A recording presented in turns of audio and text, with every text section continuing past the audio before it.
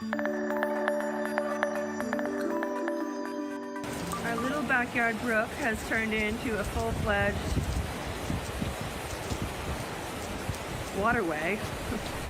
Many of you shared pictures and videos of what you've seen over the course of the last 24 hours, rushing waters, damaged roads. We wouldn't be able to share a lot of this with the entire state if it wasn't for you. So when anytime there's news or weather happening in your neighborhood, you can send us pictures and videos through the News Center Maine app. The submissions go through the Near Me section.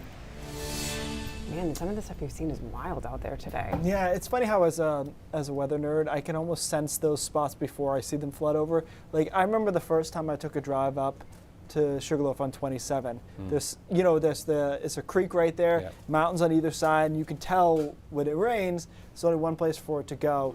And it rained hard. We had, in my house, 2 inches of rain before the heavy stuff came. Wow. Yes, and the rest of this week not looking much better. No, but I will say for flooding purposes, I think once we crest, we'll be okay because the heavy rain is pretty much done. We just got to have the dreary stuff that we've gotten used to after that. And this is a great map for the National Weather Service of rainfall amounts from yesterday through this morning. And it's a little hard to make some of these out, but you've got some 4s, some 5s, some 6s, which is wild. It's a ton of rain, a lot of 3s. So mostly this entire area saw about the amount of rain we typically would see in an entire April in one night. So by that lens, actually, we didn't do too bad as far as flooding, although we did have some. You'd think it would have been a lot worse and more widespread. So the showers now have moved to the north. We've actually broken into a nice afternoon in quite a few spots.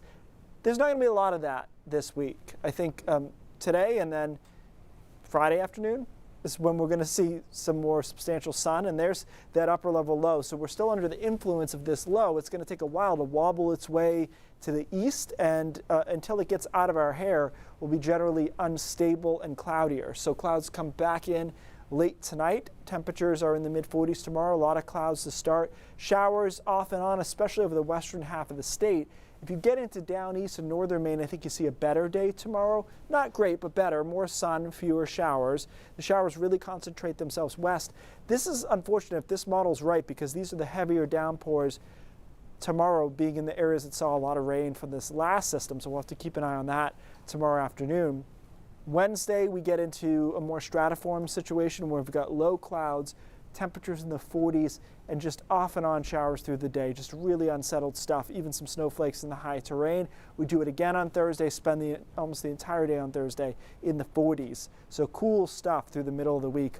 Eventually we start breaking this pattern down as this low moves out, so we improve on Thursday and Friday. It's not going to be drastic or great, but it's going to be fewer showers, a little bit more sun for Thursday and Friday. And the good news is we do break this pattern in time for the weekend. So look at that bowling ball of a low. You don't want to see that. That's an upper level low. It's cool, it's showery. That's this week.